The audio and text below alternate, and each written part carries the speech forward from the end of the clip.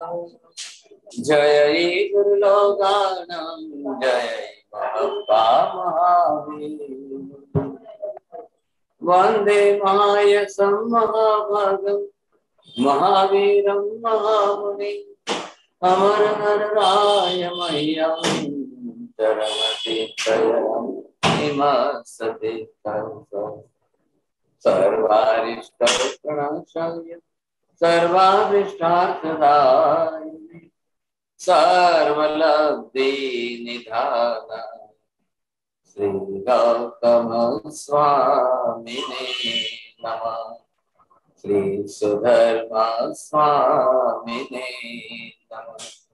अज्ञानतिमिरान्धानां ज्ञानाञ्जनशलाकया नेत्रमुन्मीलितं येन तस्मै श्री गुरवे नमः।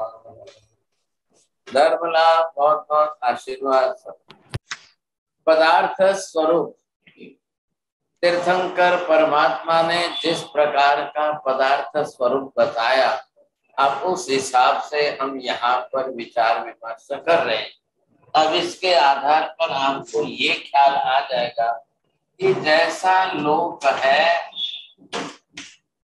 वैसा ही जो है पदार्थ समूह।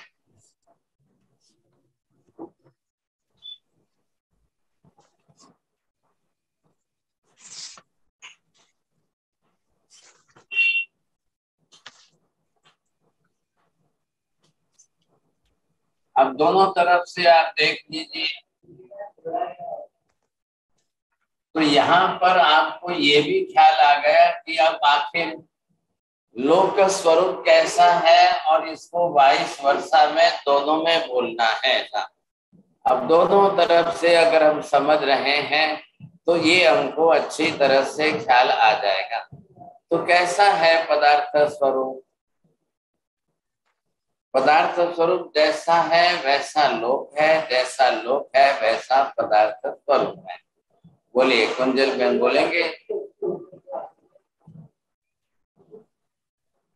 जैसा लोक है वैसा पदार्थ स्वरूप है और जैसा पदार्थ समूह है वैसा लोक है। हाँ जी। अब दूसरा शब्द जोड़ना है साथ में।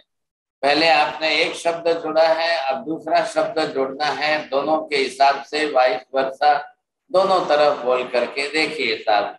उमेश जी बोल सकते हैं?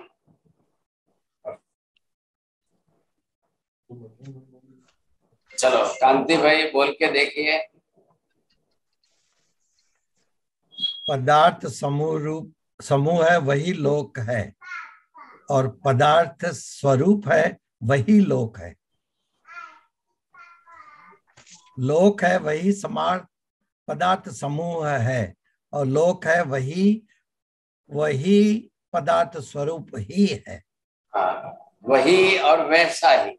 दोनों में से कौन सा शब्द बोल सकते हैं? देखिए, जैसा पदार्थ समूह है वैसा लोक है, जैसा लोक है वैसा पदार्थ समूह है, जैसा लोक है वैसा पदार्थ स्वभाव है, जैसा पदार्थ स्वभाव है वैसा लोक है। बोलेंगे साहब चारों वाक्य। बोलिए प्रीति बहन। जैसा लोक है वैसा पदार्थ समूह है, जैसा पदार्थ समूह है वैसा ही लोक है, जैसा लोक है वैसा पदार्थ स्वरूप है, जैसा पदार्थ स्वरूप है वैसा ही लोक है। हाँ, तो ये आपको दोनों तरफ से ख्याल आ गया। अब इस तरफ से क्या समझना है वाइस वर्षा के अंदर? अब आपको ये बोलना है मेहता जी ऐसा क्यों है? क्योंकि लोक जो बना हुआ है वो पंचाशी का पदार्थ के समूह का ही बना हुआ है और ये पंचाशी का समूह जो है वो लोक में ही है, इसीलिए दोनों एक दूसरे से एक ही है। दोनों का परस्पर एक रूपता है। तो लोक तो खाली संज्ञा है और किसकी संज्ञा है? पदार्थों के समूहात्मक स्वरूप की संज्ञा है। अब इसी से ही हमको ये ख्याल आ जाना चाहिए कि आखिर जब पदार्थों के समूह की संज्ञा है तो कैसा है जगत, लोक किस प्रकार का कैसा है, ये हमको अच्छी तरह से ख्याल आ जाना चाहिए समझे। तो इधर हमने क्या किया है, दोनों को 22 वर्षा साथ में जब जोड़ दिया आपने, अब ये 22 वर्षा सामने हो गया, तो यहाँ पर आपने ये देखा कि जैसा लोक है, अब ये हो गया लोक। तो सामने अब आप जो है बरोबर देखिए, मैंने दोनों शब्द जो दिए थे उस हिसाब से आप देखेंगे, जैसा लोक है वैसा। अब दो शब्द दोनों तरफ से आपको अब 4 वाक्यों के अंदर बोलना है। राहुल जी बोलिए।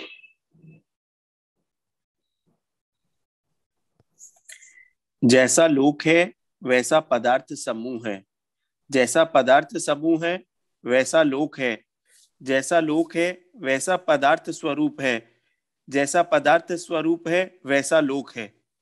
हाँ, अब स्वभाव शब्द भी बोलिए ना, फिर आप दोनों शब्द जब बोलना है तो ये हो गया आपको सीधा नाम, यहाँ पर हो गया पंचास्त्री काय। अब इसमें आप क्या देंगे, पंचास्त्री काय स्वरूप और स्वभाव। हाँ जी, अब आपको ख्याल आ रहा है दोनों में से यहाँ पर हमने ये 2 शब्दों का स्वरूप दिया है और दोनों शब्दों के आधार से हमने ये भी निश्चित किया है। बोलिए माता जी, अब कैसे ख्याल आ रहा है दोनों तरफ का देख करके 22 वर्षा के साथ में?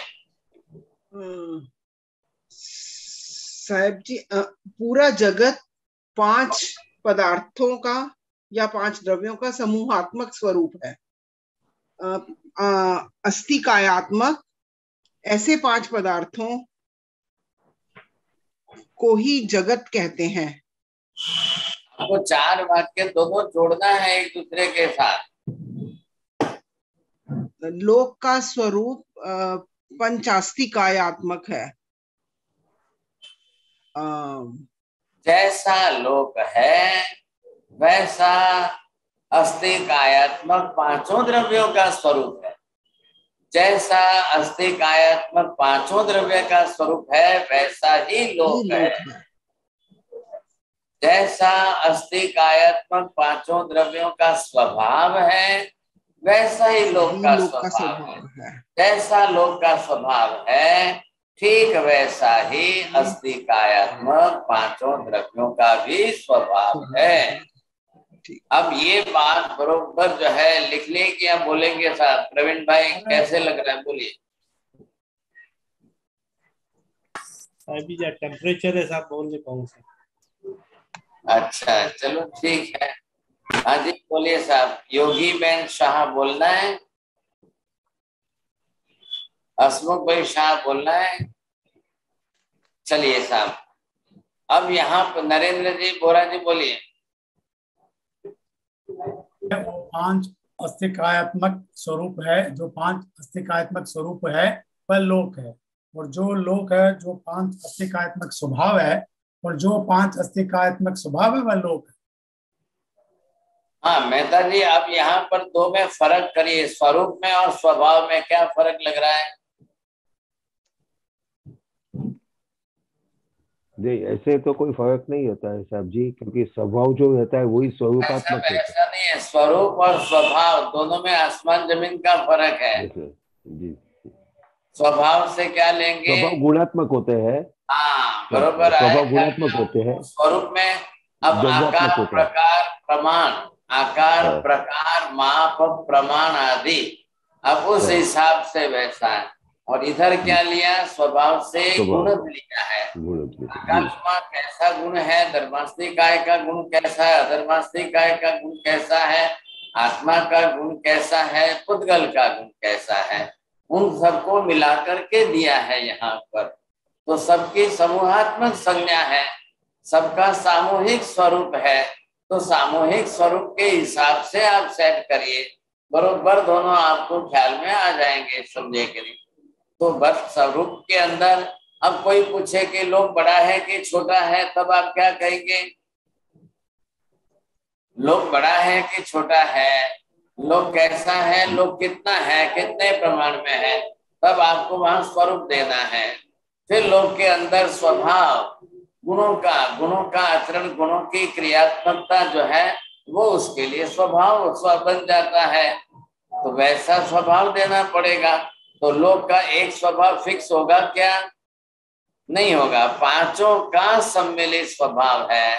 हाँ साहब आइए, लोक में रह भी सकते हो, गति भी कर सकते हो, स्थिर भी रह सकते हो, लोक के अंदर रूप रंग वाले पदार्थ भी दे सकते हो, और लोक के अंदर ज्ञान दर्शन आदि की चेतना वाले आत्मा को भी आप ऐसे करके आप पांचों पदार्थों का समूहात्मक अस्तित्व स्वरूप बताएंगे साहब, तो ही काम होगा, नहीं तो कैसे होगा?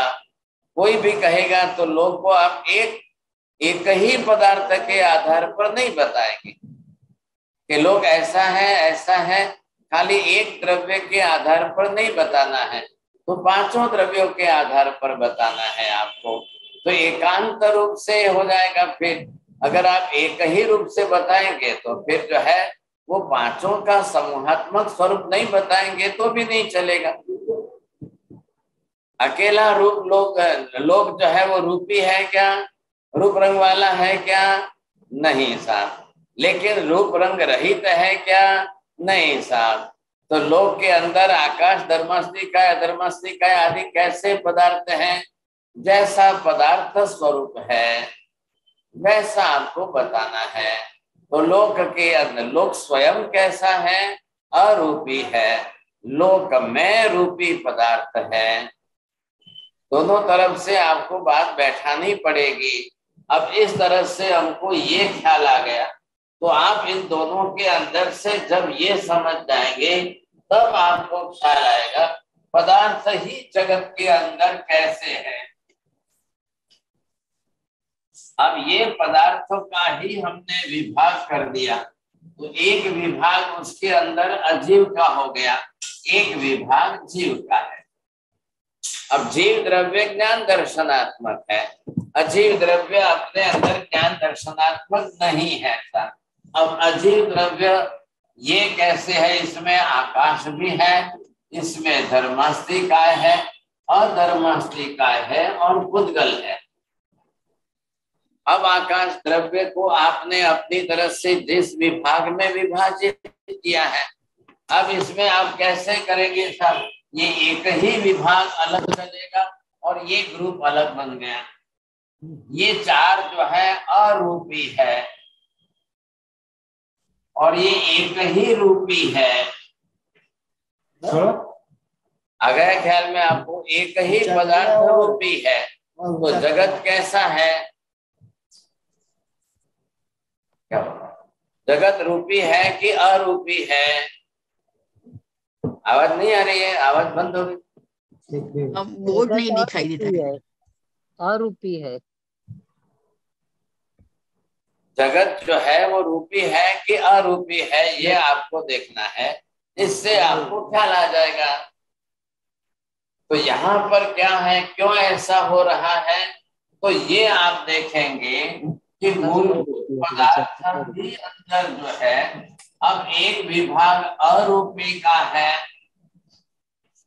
दूसरा विभाग रूपी का है। तो अब ये जब व्यवस्था बैठाएंगे तब आपको इस तरह से व्यवस्था बैठानी पड़ेगी कि अब पदार्थ जो है वही अरूपी पदार्थ भी है। अरूपी पदार्थ चार हो गए, रूपी पदार्थ जो है वो भी पदार्थ ही है, लेकिन वो एक हो गया पुद्गल द्रव्य। अब आप जगत को कैसा कहेंगे, रूपी कहेंगे कि अरूपी कहेंगे? तो यहाँ पर महावीर स्वामी ने किया है कि दोनों को मिलाइए और जगत जो है रूपा रूपी।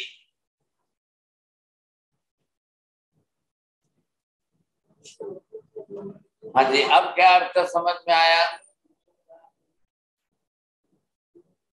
जगत सिर्फ रूपी ही नहीं है, जगत सिर्फ अरूपी ही नहीं है, जगत रूपा रूपी है। रूपी पदार्थ भी है, अरूपी पदार्थ भी है, तो दोनों का मिला हुआ सम्मिलित स्वरूप, ये जो आया स्वरूप सामने, जगत रूपा रूपी दोनों प्रकार का है। अब इसी तरह से आप दूसरा नाम दे दीजिए, जगत कैसा है?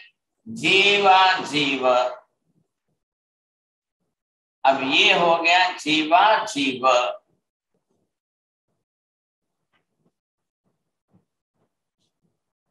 अब कैसा है देखिए, जगत सिर्फ जीव है, जी नहीं, जगत अजीव है, जी नहीं, कैसा है? जगत जीवा जीव स्वरूप है, जीव भी है अजीव भी है, ऐसा स्वरूप है। अब ऐसे शब्द कितने बनेंगे साहब? मूर्त है कि अमूर्त है? मूर्ता मूर्त स्वरूप भी है। मूर्त सिर्फ कौन है? तो पदार्थ के हिसाब से आपको बैठाना है। अब ये क्या हो गया, व्यवस्था किस तरह से हो गई? अब पदार्थ दो प्रकार के हो गए, अमूर्त और ये हो गया मूर्त। तो मूर्त में सिर्फ एक पुद्गल ही मूर्त है और ये चार जो है अमूर्त है। आकाश भी आ गया, धर्मास्त्री काय भी है, अधर्मास्त्री काय भी है, आत्मा भी है। अब ये चार जो है अरूपी पदार्थ अमूर्त है। अब आप जगत के लिए शब्द जोड़ दीजिए, जगत कैसा लग रहा है आपको? अब आप बोलेंगे जगत मूर्ता मूर्त है।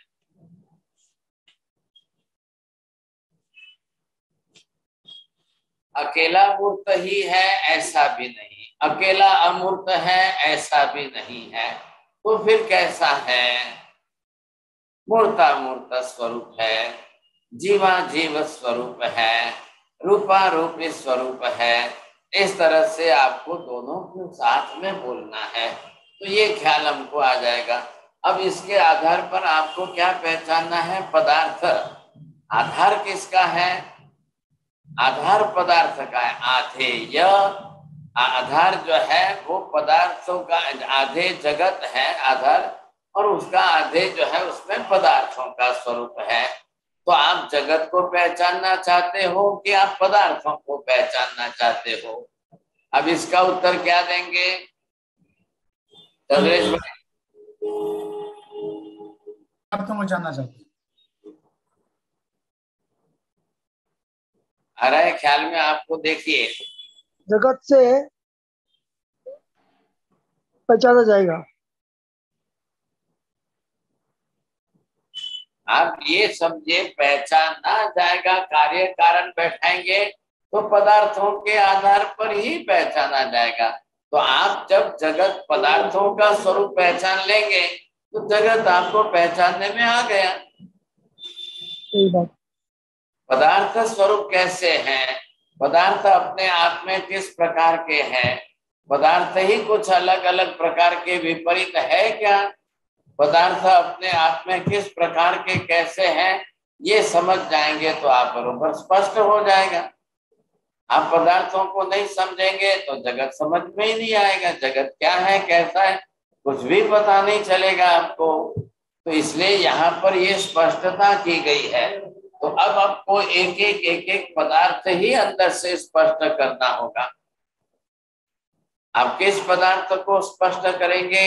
आप कैसे पदार्थ को? तो यहाँ कर कहे एक एक करके सभी पदार्थों को खोलना है। एक ही पदार्थ समझेंगे ऐसा भी नहीं होगा, एक एक करके आपको सभी पदार्थों का स्वरूप स्पष्ट करना पड़ेगा। अब हम जब पदार्थों का स्वरूप स्पष्ट करने जाएंगे तब आपको ख्याल आएगा कि इसमें से सभी पदार्थों को अपने स्वरूप में पहचानना है। अब मैं यहाँ पर पदार्थों का जो स्वरूप है, पदार्थों का स्वरूप कैसा है, किस प्रकार है? पदार्थ जो है वह द्रव्य स्वरूप भी है, अब पदार्थ गुण स्वरूप भी है और पदार्थ पर्याय स्वरूप भी है। आ रहा है, ख्याल में आ रहा है आपको? पदार्थ किस स्वरूप में है? द्रव्य स्वरूप भी है, गुण स्वरूप भी है और पर्याय स्वरूप भी है। जब आप द्रव्य स्वरूप का विचार करेंगे तब पदार्थ का स्ट्रक्चरल फॉर्म अर्थात प्रदेश समूहात्मक पिंड स्वरूप कैसा है वो देखना है। और जब आप गुण स्वरूप का विचार करेंगे तब उस पदार्थ के अपने अपने अलग अलग गुण कौन से कैसे हैं वो आपको देखना है। जब आप पर्याय स्वरूप का विचार करेंगे तब किस द्रव्य का कैसी कैसी पर्याय है, किस द्रव्य की कितनी पर्याय है, किस द्रव्य की कौन कौन सी पर्याय है, कितनी पर्यायों में क्या क्या परिवर्तन होता है। तो पहले अगर हम एक बार ये स्वरूप समझ जाते हैं, अब इसके बाद जो है ये तीनों को समझने के लिए अब महावीर स्वामी त्रिपदी देंगे। अब त्रिपदी से समझेंगे साहब। तो त्रिपदी क्या है? तो त्रिपदी फिर वापिस जो बात आ गई, तो ये त्रिपदी आपकी उत्पाद व्यय और द्रव्य से आ गई।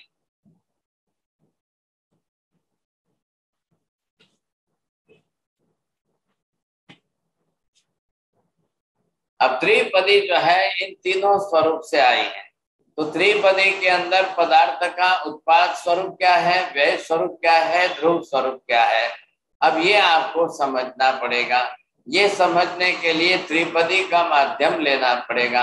अब आ रहा है आपको ख्याल में? त्रिपदी अपने आप में पदार्थ नहीं है, लेकिन मूलभूत पदार्थों को समझने की एक पद्धति है।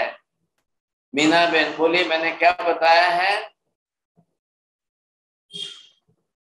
त्रिपदी अपने आप में पदार्थ स्वरूप नहीं है, लेकिन उसके मूलभूत कारण को समझने के लिए हमने पदार्थ स्वरूप बताया है। त्रिपदी अपने आप में स्वयं पदार्थ नहीं है, लेकिन पदार्थों को समझने की, जानने की एक मेथड, पद्धति है। बरोबर समझिए आप? कुंजल बहन बोलिए। त्रिपदी कोई पदार्थ नहीं है, मगर मूल पदार्थ को समझने की पद्धति है। हाँ जी, आप बोलेंगे श्वेता बहन? त्रिपदी जो है पदार्थों को समझने की एक पद्धति है, लेकिन पदार्थ तो द्रव्य गुण पर्यायात्मक ही है। ત્રિપદી પોતે પોતાનામાં એક પદાર્થ નથી, પણ પદાર્થને સમજવાની એક પદ્ધતિ છે। परंतु पदार्थ द्रव्य गुण पर्यायात्मक अच्छे आ रहे ख्याल में आपको? तो अब आपको क्या करना पड़ेगा कि इन सब को समझने के लिए ये हो गए 5 पदार्थ।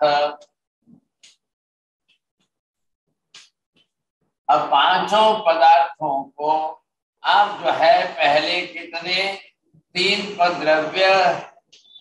द्रव्य स्वरूप, गुण स्वरूप और पर्याय स्वरूप, इन तीनों तरीके से समझने पड़ेंगे।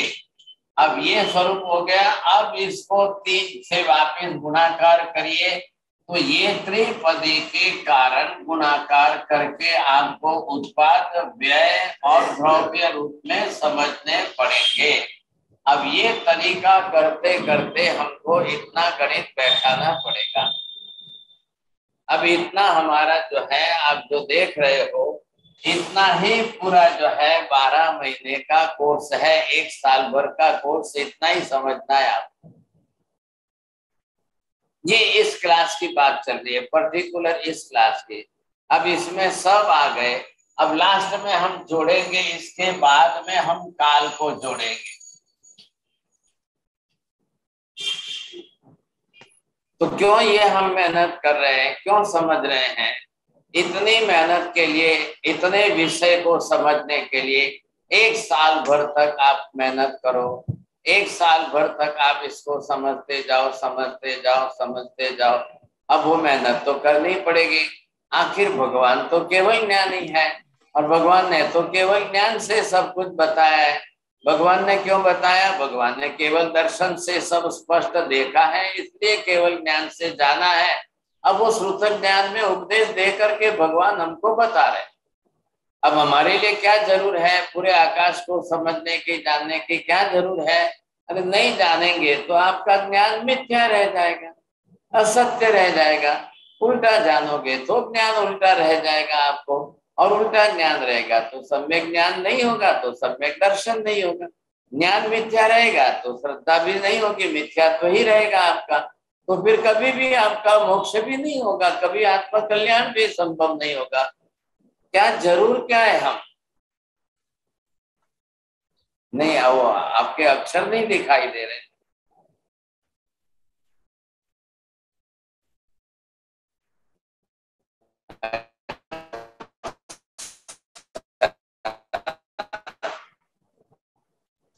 तो ये द्रव्य योग की क्लास की ये इंडेक्स है, और इन पदार्थों को इस तरह से ऐसे समझना है।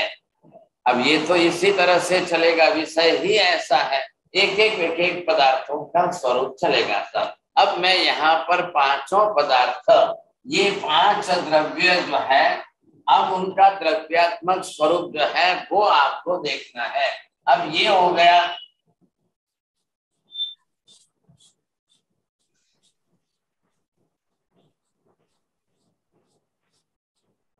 ये है आत्मा का स्वरूप। अब ये जो है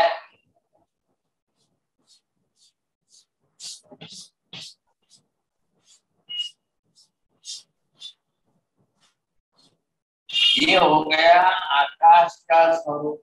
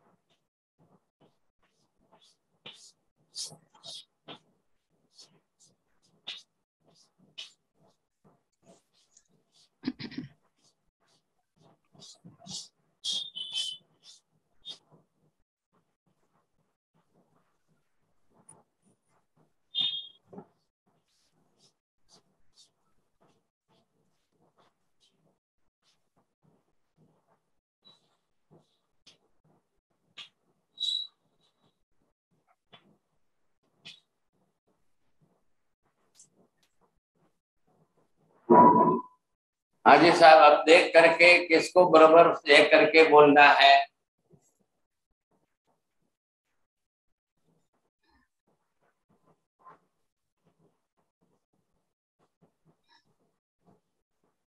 बोलो चौरडिया जी, बोल सकते हैं आप? देखिए क्या दिखाई दे रहा है बोर्ड पर। न हमारा बोर्ड पर तो आत्मा प्रदेश या आकाश का आपने दिया है, फिर धर्मास्तिका है, अधर्मास्तिका है, फिर कुट्टल का।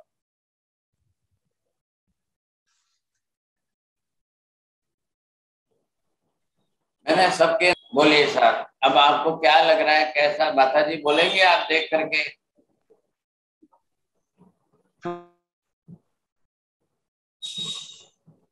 आप अनम्यूट करके बोलिए, अनम्यूट करके आवाज नहीं आती। पांचों द्रव्यों का 5 द्रव्यात्मक स्वरूप आपने बताया, स्ट्रक्चर। जैसे आत्मा का है एक अखंड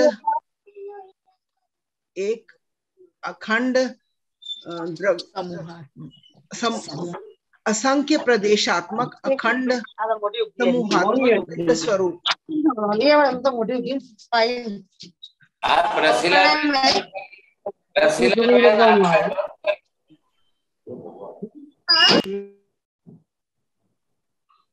आपको यहाँ पर जो समानता, एक सरीखापन आपको क्या दिखाई दे रहा है?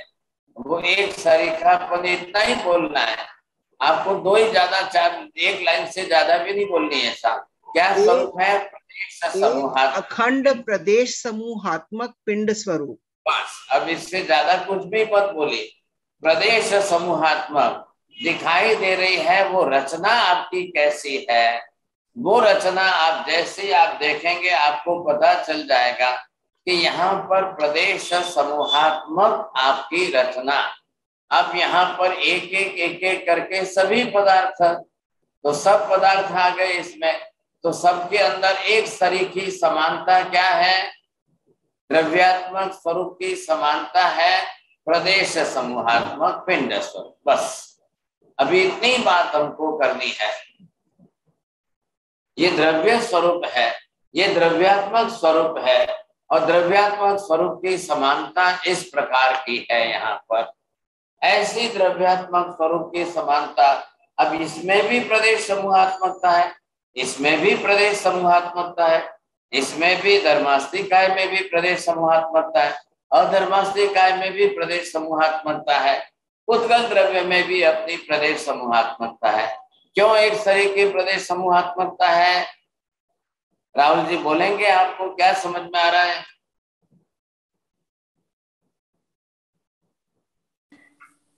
क्योंकि कोई भी पदार्थ, ये सब पदार्थ अस्तिकायात्मक स्वरूप है, इसलिए ये समानता है सब में। कांति भाई बोलेंगे, क्या ख्याल में आ रहा है? आप सभी का पांचों द्रव्य जो है, आत्मा, धर्मास्तिका, आकाश धर्मास्तिका, अधर्मास्तिका, काल और और पुद्गल, इनकी समानता एक है, जैसी है। आप काल बीच में बोलते हो, आप काल नहीं बोलिए साहब। पहले मैं विनती करता हूँ कि पुरानी क्लासें देखते रहना, जितनी क्लासें हो चुकी है थोड़ा सा होमवर्क करते रहना, नहीं तो कुछ भी ध्यान में नहीं आएगा, भूल जाओगे सब। ये विषय ऐसा है, हिस्टोरिकल विषय नहीं है सर। हाँ जी, यहाँ पर पहली बात क्या है? प्रदेश समूहात्मक पिंड स्वरूप है तो ही द्रव्य है, नहीं है तो द्रव्य ही नहीं है। द्रव्य है तो अवश्य रूप में प्रदेश समूहात्मक पिंड रूप ही है। प्रदेश समूहात्मक पिंड रूप है तो ही द्रव्य है। इसलिए अगर ये पांचों ही द्रव्य है तो निश्चित हो गया, अनिवार्य हो गया कि इनका सबका प्रदेश समूहात्मक पिंड होना अनिवार्य। मेहता जी बोलिए साहब, आप कोशिश करिए, सबको मैं विनती करता हूँ समझने की कोशिश करिए। पांचों द्रव्य प्रदेश समूहात्मक पिंड स्वरूप है। और आगे क्या बोलना है? 4 वाक्य बोलना है, सामने वाइस वर्षा के साथ 4 वाक्य बोलना है। पांचों पदार्थ द्रव्य, पांचों पदार्थ पंच समूहात्मक प्रदेश समूहात्मक पिंड स्वरूप है। प्रदेश समूहात्मक पिंड स्वरूप है, इसलिए वो सभी द्रव्य है। जो प्रदेश समूहात्मक पिंड स्वरूप नहीं होता वो द्रव्य भी नहीं होता है, और जो द्रव्य नहीं होता है वो प्रदेश समूहात्मक पिंड स्वरूप नहीं होता। हाँ जी, बस। अब इस कारण क्या है, काल क्यों नहीं बीच में आया? काल प्रदेश समूहात्मक पिंड नहीं है, इसलिए उसको बीच में मत लाइए। अभी हमने यहाँ पर ये देखा, अब इधर देखिए, इसमें और इसमें, इसमें और इसमें आपको तकलीफ क्या है? जो मेमोरी में सेट है ना, वो आपको नहीं निकल रहा है, और मैं यहाँ पर समझाता हूँ तो वो आपके दिमाग में नया नहीं घुस रहा है। कांति भाई को भी यही तकलीफ आ रही है कि जो मेमोरी में पुराना कहीं से भी सेट हुआ है वही उनको कैसे पूरी बजानी है। अब काल नहीं आता है बीच में, काल प्रदेश समूहात्मक पिंड नहीं है। अब आपके क्या जोड़ना है?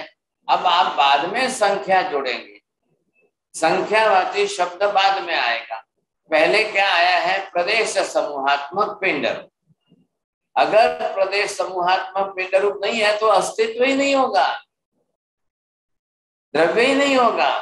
अब प्रदेश समूहात्मक पिंडता आई तभी तो द्रव्यता आई, और द्रव्यता आई इसलिए प्रदेश समूहात्मक पिंड। इसको दोनों को क्या बोलते हैं? अविनाभाव संबंध। एक दूसरे के बिना रह ही नहीं सकते हैं। तो रह ही नहीं सकते मतलब कौन किसके बिना नहीं रहेगा? द्रव्य प्रदेश समूहात्मकता के बिना नहीं रहेगा, प्रदेश समूहात्मकता द्रव्य के बिना नहीं रहेगी। हो गई बात, दोनों परस्पर के अंदर आ गए। अब वैसा स्वरूप परमानेंट है, अस्तित्व। अब अस्ति काय, काय शब्द का अर्थ ये हो गया है प्रदेश समूहात्मक, उसका अस्तित्व। तो अस्तित्व शब्द का अर्थ क्या हुआ? तीनों काल में एज इट इज एक तरीका रहे तो ही अस्तित्व कहना है, नहीं तो नहीं। आ रहा है ख्याल में? तो अभी क्या होगा, इधर ये है आत्मा, अब इसका भी एक भी प्रदेश अनंत काल में बिखर करके अलग नहीं होगा। आकाश का भी एक भी प्रदेश अनंत काल में कभी भी बिखर के अलग नहीं होगा। ये क्या है? धर्मास्तिकाय है। ये क्या है? अधर्मास्तिकाय है। इनका भी एक भी प्रदेश टूट करके खंडित हो करके अलग कभी नहीं होगा। इसलिए अब इससे क्या हो गया, अनंत भूतकाल के पहले भी धर्मास्तिकाय ऐसा ही था, अनंत भविष्य काल के बाद भी धर्मास्तिकाय ऐसा ही रहेगा। चाहे काल अनंत कितना भी बीतता जाए, कितना भी होता जाए, भी रत्ती भर में कुछ भी फर्क नहीं पड़ेगा। इस कुछ भी फर्क नहीं पड़ने वाला, ना आत्मा में पड़ेगा ना आकाश में पड़ेगा। आकाश का भी एक भी प्रदेश बिखरने वाला नहीं है। इसलिए हमने इसके साथ ये शब्द जोड़ दिया, अखंड। अखंड क्या अखंड है? अखंड शब्द किसके लिए जुड़ा है, क्यों जुड़ा है, और अखंड शब्द से क्या अभिप्रेत है? अखंड मतलब खंडित नहीं होता। अखंड प्रदेशों का समूह है, प्रदेशों का समूह। हाँ जी। तो प्रदेश समूह से मतलब हो गया अखंडता। तो एक भी प्रदेश बिखरता ही नहीं है, खंडित होता ही नहीं है, टूटता ही नहीं है, अलग होता ही नहीं है। अब भले काल बीतता जाए, कितना भी काल बीतने दो।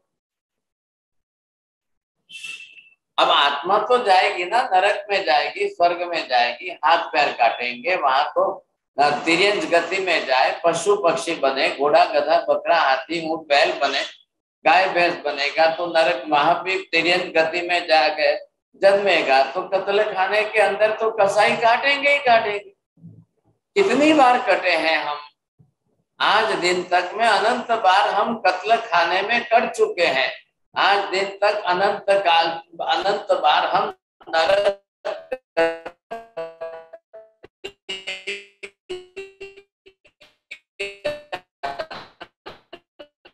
हाथ पैर कटा चुके हैं। स्वरूप की विशेषता कि जिसके कारण ये आत्मद्रव्य अनंत बार नरक में गया, अनंत बार तिर्यंच में पशु पक्षी बना, तो भी उसका अस्तित्व नष्ट नहीं हुआ है। क्यों नहीं हुआ? कि एक भी प्रदेश तो कटा ही नहीं है, एक भी प्रदेश तो खंडित हुआ ही नहीं, एक भी प्रदेश बिखरा ही नहीं है। ये विशेषता इसकी बनी रही है। और इसीलिए ऐसे पांचों द्रव्यों का समूहात्मक स्वरूप बना है। अभी इधर देखिए मैंने क्या किया है, पांचों द्रव्य अलग अलग स्वतंत्र स्वतंत्र आपको दिखाए हैं।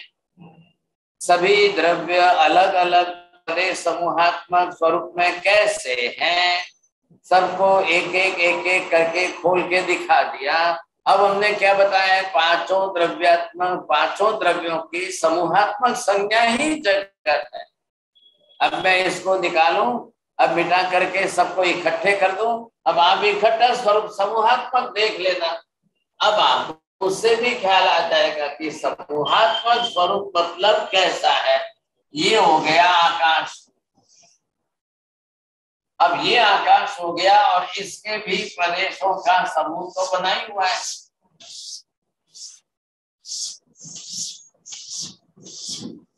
अब जो स्वरूप है वो तो है ही है, इसमें से कोई बदलने वाला तो नहीं है।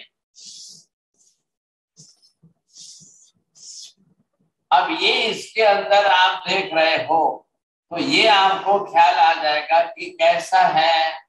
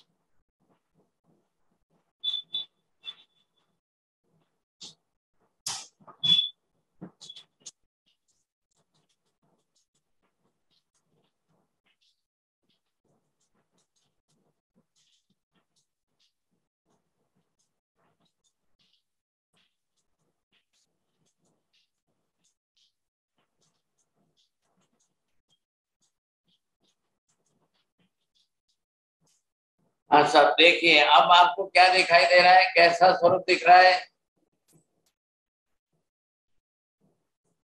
अब जो अलग अलग थे सबको मैंने इकट्ठे करके एक कर दिया है, पांचों एक साथ में मिल चुके हैं सब। जिनल बहन पढ़ेंगे, आप एक एक अलग अलग करके देखिए। जी जी साहब जी, ये पांचों समूहात्मक स्वरूप हो गए। जैसे कि आकाश आ गया, फिर धर्मास्तिकाय साहब जी, अधर्मास्तिकाय, जीवास्तिकाय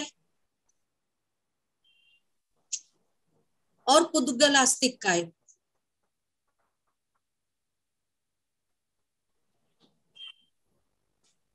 अब ये आपने देखे कि पांचों द्रव्य, अब ये पांचों इकट्ठा स्वरूप हो गया। इसका नाम जगत है, इसका नाम लोक देंगे हम।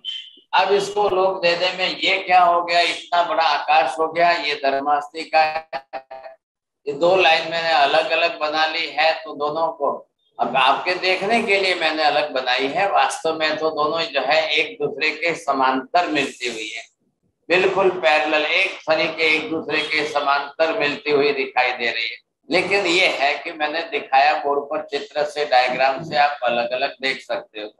अब इस तरह से यहाँ पर इन पांचों द्रव्यों का एक समूहात्मक स्वरूप हो गया है, ये पूरा लोक बन गया है। अब इसमें आप देख सकते हो कि लोक से द्रव्य अलग है कि द्रव्य से लोक अलग है, द्रव्य के स्वरूप से लोक अलग है कि लोक से द्रव्य का स्वरूप अलग है। अब द्रव्य से लोक का स्वभाव अलग है या द्रव्य के स्वभाव से लोक का स्वभाव अलग है, हो गई बात एक ही है। अब जैसे आप है चंद्रेश भाई, आपने अभी पैंट जो है बदल दिया है, पैंट धो करके सुखा दिया है, पैंट अलग है, आप अलग हो। लेकिन जब आपने पैंट शर्ट पहन लिया है तो क्या चंद्रेश भाई बदल जाएंगे? आपका ही कपड़ा है, आपका ही पैंट शर्ट है, आपने लेकर वापस पहन लिया है। जो अब अलग अलग थे तो दोनों अलग दिखा दिए थे, अब दोनों इकट्ठे होकर के एक स्वरूप में बन गए, तो वो भी आपको ख्याल में आ गया कि दोनों एक स्वरूप में इकट्ठे होकर के कैसे हैं। जब आप कपड़े पहन करके खड़े हो तो आपको कोई कपड़ा नहीं कह रहा है, आपको चंद्रेश भाई कह रहे हैं। और जब आपने कपड़े जो है धोकर सुखा दिए तार पर, तब कहेंगे हाँ साहब ये किसका है, ये किसका है, तब आप नाम दे दोगे, समझे कि नहीं। तो वहां पर हम अलग अलग नाम दे देते हैं, ये कपड़ा किसका है, ये कपड़ा किसका है, और जब आपने पहन लिया तब आप बरोबर उसी स्वरूप में साथ में हो। ये है यहाँ पर पांचों द्रव्यों की एक समूहात्मक संज्ञा बन गई। अब यहाँ पर आपने क्या समझा है, प्रदेश समूहात्मक पिंड स्वरूप में अस्तित्व है। अब आप क्या करो, उसमें हम जब नेक्स्ट क्लास में हम अलग अलग संख्या देख लेंगे, संख्या किसकी कम ज्यादा है तो बड़ा है, स्वाभाविक है, उससे हमको स्पष्टता और आ जाएगी, ख्याल आ जाएगा फिर कैसा स्वरूप है। अब आपने अखंड शब्द दिया तो अखंड शब्द जोड़िए साहब। अब पूरा लोक अखंड है कि एक एक द्रव्य अखंड है, एक एक द्रव्य अखंड है इसलिए पूरा लोक अखंड है, और पूरा लोक अखंड है इसलिए एक एक द्रव्य अखंड है, तो अनंत अनंत काल में भी कभी खंडित तो होना ही नहीं है। क्या खंडित होना है, खंड क्या होना है, एक प्रदेश अलग होवे तो खंडित होगा। जब एक भी प्रदेश अनंत अनंत काल में खंडित होगा ही नहीं तो अखंडता बरोबर बनी रहेगी।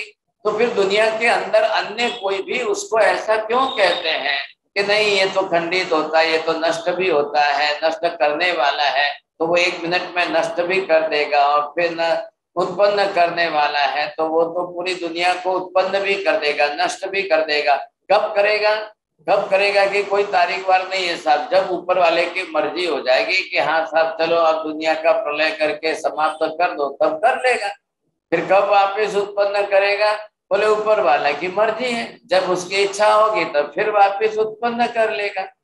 अरे भाई ये इच्छा के कारण होता है क्या, जब इच्छा हो जाए तब उत्पन्न हो जाए, जब इच्छा हो जाए तब नष्ट हो जाए, हमारी इच्छा से क्या चलेगा।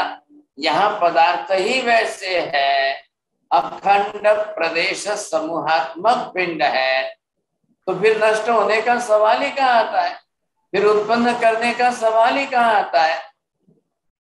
तो हम उस मिथ्या मान्यता में न जाएं, ऐसी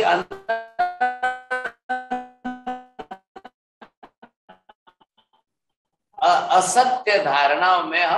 महावीर ये नहीं कह रहे कि मैं कहता हूं इसलिए मान लो, महावीर इस तरह से नहीं कह रहे हैं, ये शब्द महावीर के नहीं है। महावीर ये कह रहे हैं कि जो अंतिम सत्य सत्यात्मक है, यथार्थ सत्य स्वरूप है, वो मानिए, वैसा मानिए। महावीर ने तो कभी ऐसा नहीं कहा। महावीर ने कहा भी मैं ऐसा क्यों कह रहा हूं, मैं ऐसा क्यों बता रहा हूं कि पदार्थ मूल में है ही वैसा।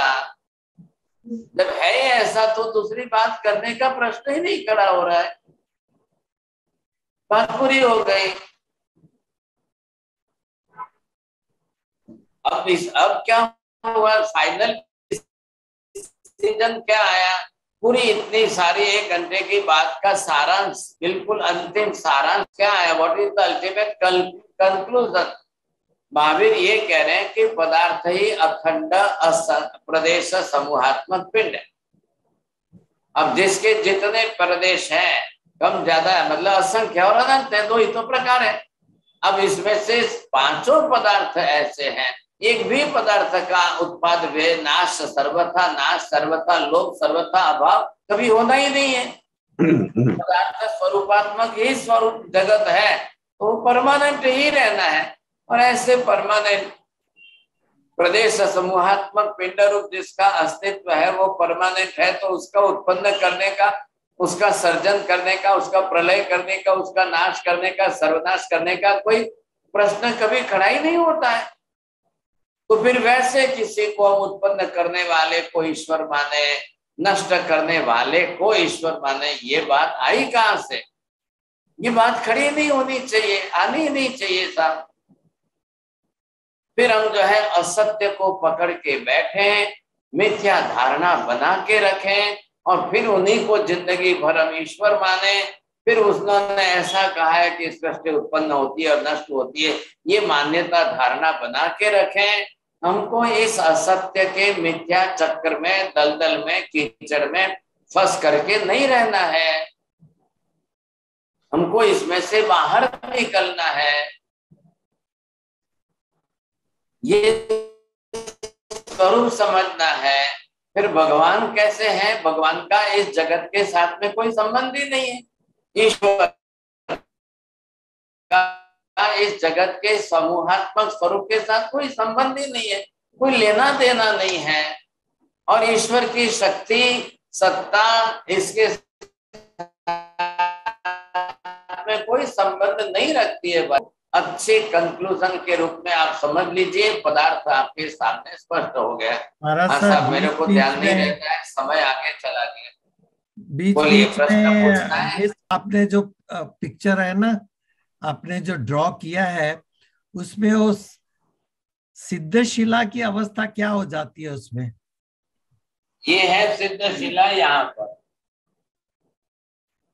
हाँ, तो इसमें स्थिति क्या हो जाती है पदार्थ की? 5 काल की अस्थिता सिद्धशिला इसी का अंग है, सब इसके अंग है। अभी इसके अंदर की स्टडी करेंगे तो एक एक डिटेल करके हमको स्टडी करेंगे, 1 साल भर लग जाएगा। और फिर कहाँ सिद्धशिला है, कैसे सिद्धशिला है, वो समझना हो तो एक नई क्लास की सीरीज चालू करनी पड़ेगी, जैन कॉस्मोलॉजी। अब उसमें कहाँ क्या क्या क्या क्या वो ज्योग्राफी, भूगोल, खगोल सब आएगी तब। अभी हमारा क्या चल रहा है? द्रव्यानुयोग का स्वरूप चल रहा है। बोलिए साहब, राहुल जी बोलिए। हाँ, मथिन वंदामी साहब जी। साहब जी, जैसे जीव अनंत है तो धर्मास्तिकाएं अधर्मास्तिकाएं भी अनंत है या एक ही है? धर्मास्तिका एक द्रव्य है, अधर्मास्तिका एक द्रव्य है, आकाश एक द्रव्य है। सिर्फ आत्मा की संख्या अनंत है, पुद्गल के परमाणुओं की संख्या अनंत है। अच्छा, और आपने पुद्गल की शेप ऐसे रेक्टेंगल बनाई है?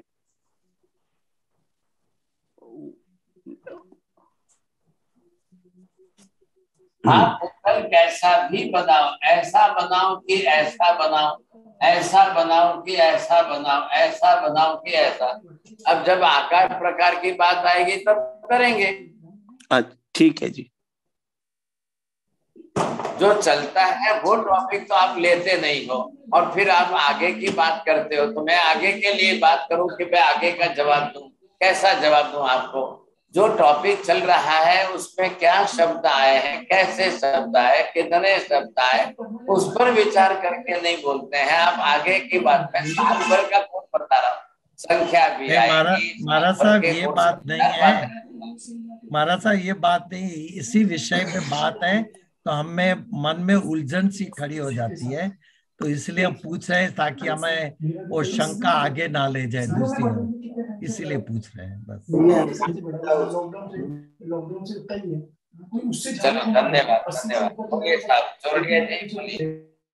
हाँ महाराज, ये प्रश्न है कि धर्मास्तिका अधर्मास्तिका के कारण ये लोक का ये चित्र है, तो आलोक में क्यों नहीं जा पाते धर्मास्तिका या अधर्मास्तिका? आलोक में क्यों नहीं? आलोक के बाहर धर्मास्तिका नहीं है ना, नहीं तो क्यों नहीं जा पाते? तो नहीं, नहीं क्यों नहीं जा पाते हैं धर्मास्तिका आलोक के बाहर क्यों नहीं जा पाते? धर्मास्तिका नहीं है इसलिए गति नहीं होती, इसलिए बाहर नहीं जा सकते। नहीं है, धर्मास्तिका लोक के बाहर क्यों नहीं जा पाते हैं? भाई साहब मैं वही कह रहा हूँ कि बाहर गति कारक धर्मास्तिका द्रव्य नहीं है। नहीं वो समझ गया महाराज। मैं मेरा कहना है कि धर्मास्तिका जो है, धर्मास्तिका पदार्थ लोक के बाहर क्यों नहीं जा पाते? नहीं होने के कारण है।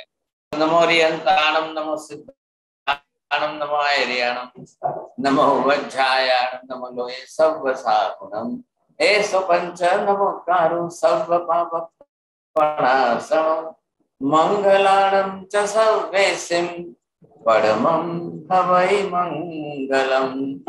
मंगलम भगवान वीरु, मंगलम गौतम प्रभु, मंगलम स्थूलभद्राद्या जैन धर्मस्तु मंगलम। चत्तारि मंगलम हरिहंता मंगलम, सिद्धा मंगलम साहु मंगलम, केवली पन्नतो धम्मो मंगलम। चत्तारि लोकोत्तमा हरिहंता लोकोत्तमा, सिद्धा लोकोत्तमा साहु लोकोत्तमा, केवली पन्नतो धम्मो लोकोत्तमो। चत्तारि शरणं प्रवचामि, अरिहन्ते शरणं प्रव्रजामि, सिद्धे शरणं प्रव्रजामि, साहु शरणं प्रव्रजामि, केवले पन्नतं धम्मं शरणं प्रव्रजामि। सर्वमङ्गलमाङ्गल्यं सर्वकल्याणकारणं प्रधानं सर्वधर्माणां जयनं जयति शासनम्।